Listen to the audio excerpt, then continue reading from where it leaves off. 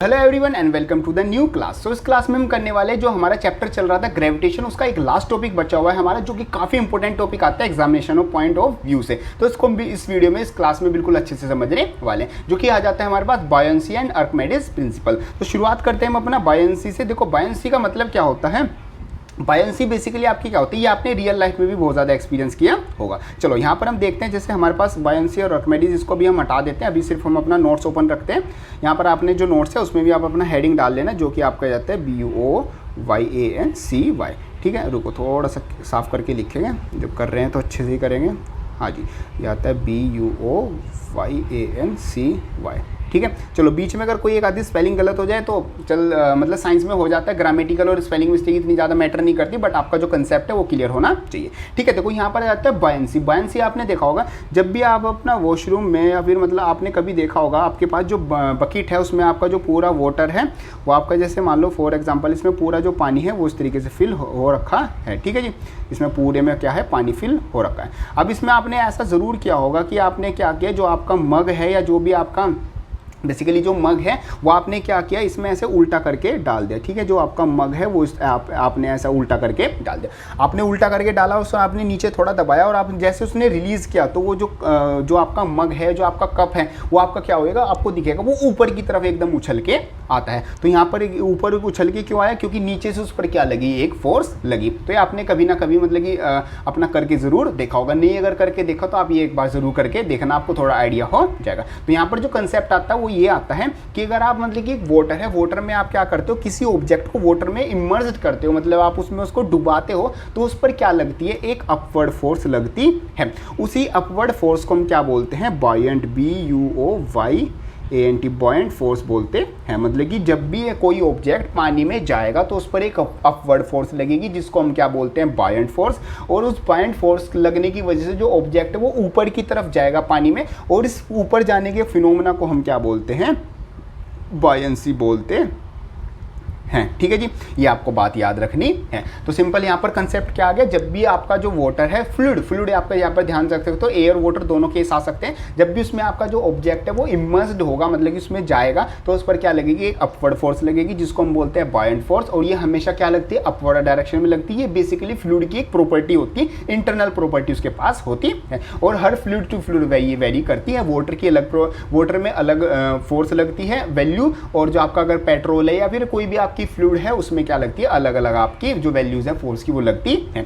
तो ये जो ऊपर की तरफ अपवर्ड फोर्स लगती है, इसको हम बोलते हैं बायंट फोर्स। और जो ये फिनोमेना है अपवर्ड फोर्स लगने का, इसको हम क्या बोलते हैं, बायोंसी बोलते हैं। तो ये आपका सिंपल सा कंसेप्ट आपका आ जाता है। चलो एनसीईआरटी में देखते हैं, एनसीईआरटी में और हमारे पास क्या क्या चीज़ें दी होंगी वो हम चेकआउट करते हैं। ठीक है, हमारे पास ये आ गया। हाँ जी, बायोंसी हमारे पास ये आ गया सब कुछ। यहाँ पर तो ऐसा कुछ हाँ नहीं, हाँ देखो यहाँ से आप देख सकते हो, यहाँ पर इंपॉर्टेंट चीज़ आती है, टू कीप द बोतल completely immerse the upward force on the बोतल due to the water must be balance. Means अगर आपको किसी ऑब्जेक्ट को नीचे डुबाना है तो जो उस पर अपवर्ड फोर्स लग रही है उतनी एक्सटर्नल फोर्स आपको लगानी होगी, तभी ऑब्जेक्ट उसमें क्या होगा, नीचे जाएगा। This can be achieved by the externally applied force. और आप बाहर से अगर एक डाउनवर्ड फोर्स लगाओगे तभी आप इस चीज़ को कर सकते हो। This force must be at least equal to the upward force. Means upward force को वो डिसमिस कर दे, इतनी फोर्स वो इक्वल होनी चाहिए। The upward force exerted by the water on the बोतल is known as the upthrust, या फिर बोल सकते हैं बायंट फोर्स। तो नाम याद रखना, अपथ्रस्ट फोर्स और बायंट फोर्स। और फोर्स है तो यूनिट क्या होगी, यूनिट आपकी न्यूटन ही होगी। In effect all object experience a force of buoyancy. हर एक ऑब्जेक्ट पर एक बायोंसी फोर्स लगती है when they are immersed in fluid. जब भी वो फ्लूइड में क्या किए जाएंगे, इमर्स किए जाएंगे। वेदर उसकी शेप कैसी हो, वो किसी भी मटेरियल का आपका ऑब्जेक्ट हो, उस पर क्या लगेगी, एक अपवर्ड फोर्स जरूर लगेगी। The magnitude of this buoyant force depend upon the density of fluid. और ये क्या करता है, फ्लूइड टू फ्लूइड वेरी करता है। देखो ये ऑब्जेक्ट पर डिपेंड नहीं कर रहा है, ये फ्लूइड पर डिपेंड कर रहा है कि वो कितनी अपथ्रस्ट आपकी लगाएगा। पेट्रोल आपका जैसे एयर होगी वो अलग लगाएगी, जो आपका वाटर है वो आपका अलग लगाएगा, जो आपका हार्ड वाटर है वो अलग लगाएगा, पेट्रोल हो गया, अल्कोहल हो गया, सारे जितने भी लिक्विड्स फ्लूइड हो गए वो सब क्या लगाएंगे, जो गैसेज होगी वो अलग अलग आपकी क्या लगाएंगे, अपवर्ड फोर्स लगाएंगे। ये सब कुछ आपका आ जाता है रिलेटेड टू बायंट फोर्स। अब आपके पास यहाँ पर एक नया कंसेप्ट आ जाता है, व्हाई ऑब्जेक्ट फ्लोट और sink when placed on the surface of the water. Means आपने देखा होगा कुछ ऑब्जेक्ट तो आपके क्या कर जाते हैं, सिंक कर जाते हैं, मतलब डूब जाते हैं पानी में, और कुछ ऑब्जेक्ट क्या रहते हैं, तैरते रहते हैं, और कुछ ऑब्जेक्ट बीच में, मतलब कि बीच में आपके आते हैं। तो ऐसा क्यों होता है, तो इस चीज़ को हम समझते हैं। चलो मैं आपके नोट्स ओपन कर लेता हूँ। हाँ, अब यहाँ पर आप देखो कि यहाँ पर आएगा फ्लोटेशन।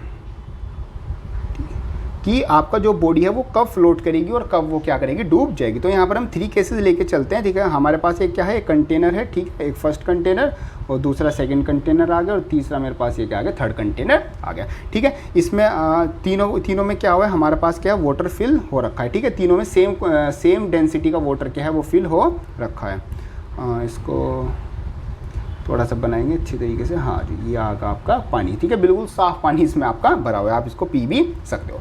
अब यहाँ पर हमने फर्स्ट केस लिया, ठीक है, ये मेरे पास फर्स्ट केस आता है। फर्स्ट केस में मैंने क्या किया, एक ऑब्जेक्ट लिया, उसमें देखो 2 चीज़ें हो सकती हैं, जो ऑब्जेक्ट है उसका वेट होगा और जो यहाँ पर एक बायोंट फोर्स लग रही है, मतलब कि जो आपका थ्रस्ट लग रहा है वो लग रहा है। तो अगर आपने एक ऑब्जेक्ट को यहाँ पर लिया और जो आपका ऑब्जेक्ट है वो बिल्कुल बॉडी के मतलब कि जो वाटर है उसके ऊपर ही तैरता रहा, तो उसका मतलब जो अब थ्रस्ट लग रही है वो वेट से ज़्यादा है, इसलिए जो ऑब्जेक्ट है वो ऊपर की तरफ तैर रहा है। तो मतलब ऑब्जेक्ट क्या करेगा, वो आपका ऑब्जेक्ट फ्लोट करेगा, ठीक है।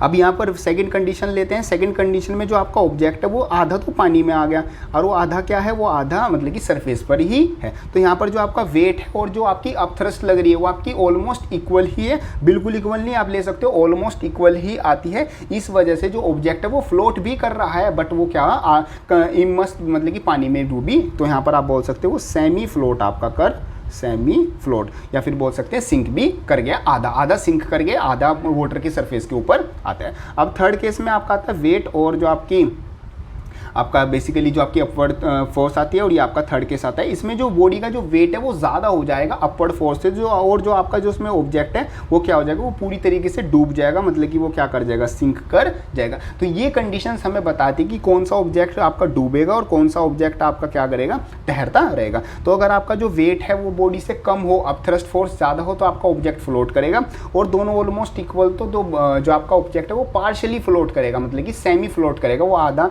ऊपर होगा। जैसे बेसिकली आपकी शिप्स होती हैं कि थोड़ी सी पानी के नीचे होती है और काफ़ी मतलब कि जो उनका एरिया होता है वो पानी के ऊपर होता है, बोट हो गई आपकी। और थर्ड केस में आता है अगर आपका जो बॉडी का वेट है वो आपके काफ़ी ज़्यादा है इन कंपैरिजन टू आपकी अपथ्रस्ट फोर्स, तो जो आपका ऑब्जेक्ट है वो क्या कर जाएगा, सिंक कर जाएगा। ये आपका कंसेप्ट आ जाता है रिलेटेड टू फ्लोटेशन, कि आपका ऑब्जेक्ट है वो कौन फ्लोट करेगा और कौन फ्लोट नहीं करेगा। क्लियर है पॉइंट। चलो एनसीईआरटी में देखते हैं और जो हमारे नए टॉपिक आते हैं, चलो साथ में मैं इसको साथ में ही ओपन कर लेता हूँ। हाँ जी, ये आपका आ गया, हमने बॉयंसी में सब कुछ देख लिया और अपना ये भी चेकआउट कर लिया, ठीक है जी। चलो कुछ क्वेश्चंस आते हैं, क्वेश्चंस को हम चेकआउट करते हैं। अब यहाँ पर देखो नेक्स्ट चीज़ आती है, why it is difficult, just a second, हाँ ये आपका आ गया, why it is difficult to hold a school bag having a strap made on the thing and strong string. मतलब कि देखो ये क्वेश्चन बेसिकली आपका जो थ्रस्ट एंड प्रेशर है उससे आता है, मैं आपको यहाँ पर करा देता हूँ। देखो यहाँ पर आपका क्या आता है, ये आपका आ गया क्वेश्चन नंबर आपके आता है, फर्स्ट आपका क्वेश्चन नंबर आता है। तो वो कह रहा है कि जो आपका बैग है, देखो बैग की जो स्ट्रिप्स होती हैं, बैग की स्ट्रिप अगर वो ऐसे मतलब कि थिक हो और एक आपकी क्या होती है, थिन आती है, तो ये मतलब कि उसने कहा है कि जो डिफिकल्ट है वो होल्ड, जो बैग की जो स्ट्रैप है, मतलब कि जो बैग पे जो कमर पे आप टांग के आते हो, अगर उसकी जो ये तनी बोलते हैं ना बेसिकली सिंपल वर्ड में, जो उसकी ये स्ट्रैप है ये अगर आपकी पतली हो तो आपको मतलब कि उठाने में प्रॉब्लम होती है, और मतलब कि ठीक ठाक सी होने पे मतलब कि थोड़ा सा आपकी फोम मतलब कि एक स्मूथ पार्टिकल कह रहा हूँ क्लॉथ लगा हुआ हो तो उसको उठाने में थोड़ा इजीनेस हो जाती है। तो ऐसा क्यों होता है कि आपका प्रेशर क्या होता है, इनवर्सली प्रोपोर्शनल होता है एरिया के। अगर आपकी एरिया की वैल्यू कम है तो वहाँ पर आपका क्या हो जाएगा, प्रेशर ज़्यादा हो जाएगा, इस वजह से यहाँ पर आपको क्या लगेगा, वो चुभने लगेगा, और अगर आप हाथ में भी उठाओगे तो वो चुभेगा। और अगर आपकी एरिया की वैल्यू कम है तो एरिया की वैल्यू क्या है, थोड़ी ज़्यादा हो गई, और वहाँ पर साथ में अपने क्यूशन जो क्यूशन व्यूजन है मतलब कि जो सॉफ्ट क्लॉथ है वो लगा दे, तो वहाँ पर जो आप ओवरऑल जो प्रेशर की वैल्यू है वो कम हो जाएगी, इस वजह से जो आप बैग को है वो इजीली उठा पाओगे। तो यहाँ पर आपका सिंपल ये कंसेप्ट आता है। आगे क्वेश्चन की बात करते हैं, वो कहता है कि what do you mean by buoyancy. Buoyancy का मतलब क्या होता है, जब भी हम किसी ऑब्जेक्ट को फ्लूइड में क्या करते हैं, इमर्स्ड करते हैं, तो वहाँ पर एक आपकी अपवर्ड फोर्स लगती है जिसको हम बोलते हैं बॉयंट फोर्स। और इसी फिनोमेना को जब एक ऑब्जेक्ट अपवर्ड फोर्स फील करता है, इस फिनोमेना को हम क्या बोलते हैं, बॉयंसी बोलते हैं। ये आपका सिंपल सा कंसेप्ट आता है। नेक्स्ट आपका क्वेश्चन आता है, why does the object float और sink when placed on the surface of the water. तो फ्लोट करता है और सिंक करता है, ऐसा इसलिए वो क्यों करता है, क्योंकि वो डिपेंड करता है उसके वेट पर और उसकी अपथ्रस्ट पर। तो अगर आपका जो अपथ्रस्ट है वो वेट से ज़्यादा हो तो वो फ्लोट करेगा, और अगर आपका जो वेट है वो आपका क्या हो, अपथ्रस्ट से ज़्यादा हो, इस केस में वेट आपका ज़्यादा है, तो वो बॉडी क्या कर जाएगी, वो बॉडी आपकी सिंक कर जाएगी। ऐसे आपका सिंपल सा कंसेप्ट आता है। क्लियर है पॉइंट। चलो जी, नेक्स्ट आपका जो कंसेप्ट आ जाता है वो आपका आ जाता है आर्किमेडीज प्रिंसिपल। आर्किमेडीज प्रिंसिपल को अगर आप यहाँ पर समझो, यहाँ पर आ जाता है आर्किमेडीज MEDES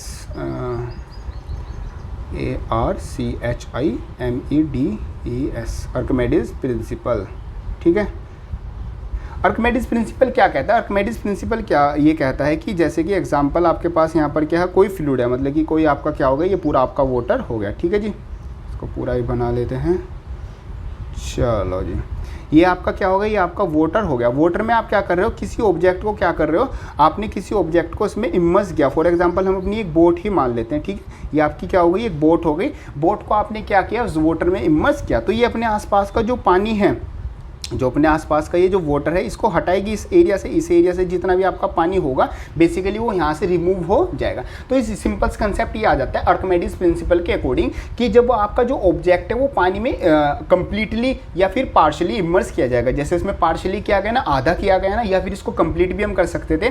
तो अगर किसी ऑब्जेक्ट को पार्शली या कंप्लीटली पानी में इमर्स्ड किया जाएगा तो जितना वेट वो पानी का वहाँ से हटाएगा, जैसे इसने यहाँ पर क्या किया, इतना इस एरिया का जो पानी है वो हटा दिया, तो इस एरिया के वाटर में जितना भी वेट होगा उतना ही उस बॉडी पर क्या लगेगा, बेसिकली अपथ्रस्ट लगेगा। ये आपका क्या आ जाता है, आर्किमेडीज प्रिंसिपल आ जाता है। अगर इसके हम स्टेटमेंट देखें तो क्या आती है, when a body is partially or completely immersed in a liquid or fluid, then it experiences an upward force which is equal to the weight of the fluid displaced by it। ये आपका simple सी statement आती है। अगर इसको आप और simple word में समझो तो कोई भी अगर आपका ऑब्जेक्ट है उसको हम पानी में या फ्लूइड में हम डाल रहे हैं तो वहाँ से उस पर जो ऑब्जेक्ट उस पर एक अपवर्ड फोर्स लगेगी, क्योंकि बायंसी आपकी बायंट फोर्स होती है वाटर में, फ्लूइड में उसकी इंटरनल प्रॉपर्टी है। तो उस पर कितनी अपवर्ड फोर्स लगेगी वो डिपेंड करेगा उसने आपको कितना पानी वहाँ से क्या किया हुआ है, रिमूव किया हुआ है। इसी वजह से जो उसका एक बेस्ट एग्जाम्पल आ जाता है वो आपका जाता है कि जो आपकी आयरन नेल होती है वो आपकी पानी में क्या कर जाती है, सिंक कर जाती है। और जो आपकी शिप्स होती हैं इतनी बड़ी बड़ी, वो आपकी क्या करती रहती हैं, फ्लोट करती रहती हैं। क्यों? क्योंकि वो देखो जो आपकी शिप है वो बहुत बड़ी शिप है और वो पानी में जाएगी तो वो बहुत सारे पानी के एरिया को क्या करेगी, डिस्प्लेस करेंगे। अब वो बहुत सारे पानी को डिस्प्लेस करेंगी तो उन पर अपवर्ड फोर्स भी क्या लगेगी, बहुत ज़्यादा लगेगी। इस वजह से जो अपवर्ड फोर्स ज़्यादा होने की वजह से जो शिप है वो क्या करती रहेगी, फ्लोट करती रहेगी। बट इन कंपैरिजन अगर टू आयरन नेल देखा है तो आयरन नेल की जो शेप है वो भी कुछ मतलब कि एक ऐसी शेप होती है और वो क्या करती है, इतने ज़्यादा वेट को, मतलब उसमें उसकी बॉडी में ज़्यादा वेट होता है और वो जो डिस्प्लेस करती है वेट को, वेट ऑफ फ्लूइड को वो कम करती है। इस वजह से उस पर अपवर्ड फोर्स भी कम लगती है। इस वजह से जो आयरन नेल है वो क्या कर जाती है, सिंक कर जाती है। ये आपका सिंपल सा प्रिंसिपल आ जाता है आर्किमेडीज प्रिंसिपल। ठीक है जी, चलो जी, इसकी जो स्टेटमेंट आती है वो आपकी आती है, एक बार हम इसको देख लेते हैं, जो कि आते हैं when a body is immersed fully और partially in a fluid it experience an upward force that is equal to the weight of the fluid displace by it. जितना वो वेट डिस्प्लेस करेगी लिक्विड का उतनी उस पर क्या लगेगी, उतनी ही उस पर क्या लगेगी, बायंट फोर्स, अपवर्ड फोर्स लगेगी। ये आपका जाता है आर्किमेडीज प्रिंसिपल। इसके काफ़ी एप्लीकेशंस भी आते हैं जो कि हम डे टू डे लाइफ में भी यूज़ करते हैं। एक आपको इसका एग्जाम्पल बताना है एप्लीकेशन जो कि आर्किमेडीज प्रिंसिपल आपकी रियल लाइफ में कहाँ पर यूज़ होता है, ये आपको कमेंट बॉक्स में बताना है। ठीक है जी, चैप्टर आ जाता है, जो आपका चैप्टर आ जाता है क्लास 9 साइंस से चैप्टर 9, जो कि आ जाता है ग्रेविटेशन। होप करता हूँ आपके सारे टॉपिक्स और सारी चीज़ें बिल्कुल अच्छे से समझ में आ गई होंगी। जो क्वेश्चन मैंने बीच में पुटअप किए उनका आंसर आप कमेंट बॉक्स में ज़रूर लिखना, और साथ साथ जो आपके कोई डाउट आता है तो उसको भी कमेंट बॉक्स में ज़रूर लिख देना। सो ये वाला चैप्टर कंप्लीट, और नेक्स्ट क्लास में हम करने वाले इसके एनसीईआरटी क्वेश्चन आंसर। अब आपको क्या करके आना है, इस चैप्टर के जितने भी अंदर इंटरनली ब्लू क्वेश्चन है वो आपको एक बार करने, साथ साथ एक बार पूरे चैप्टर को आप रीड कर लेना। कहीं पर अगर कोई डाउट आएगा तो वो वाला पार्ट, वो सेक्शन वीडियो ज़रूर देख लेना, आपको वहाँ से क्लियर हो जाएगा। या फिर कमेंट बॉक्स में मेरे को मैसेज कर देना, उसको वो डाउट वहाँ पर क्लियर कर देंगे। और साथ साथ आपको जो एनसीईआरटी के बैक एक्सरसाइज के जो क्वेश्चन है वो ट्राई करके आने, जितने आपसे हो सकते हैं आप उतने करके आना। जो आपसे नहीं होंगे वो नेक्स्ट वीडियो में, जो नेक्स्ट क्लास आपकी होगी उसमें मैं आपको सारे क्वेश्चन समझा दूंगा। ये आपका सिंपल सा ये पूरा चैप्टर आ जाता है। तो वीडियो हेल्पफुल लगे तो उसको लाइक जरूर कर देना, एंड जस्ट चाहते हैं चैनल को सब्सक्राइब जरूर कर देना। सो मिलते हैं अपनी नेक्स्ट वीडियो में, तब तक के लिए थैंक यू।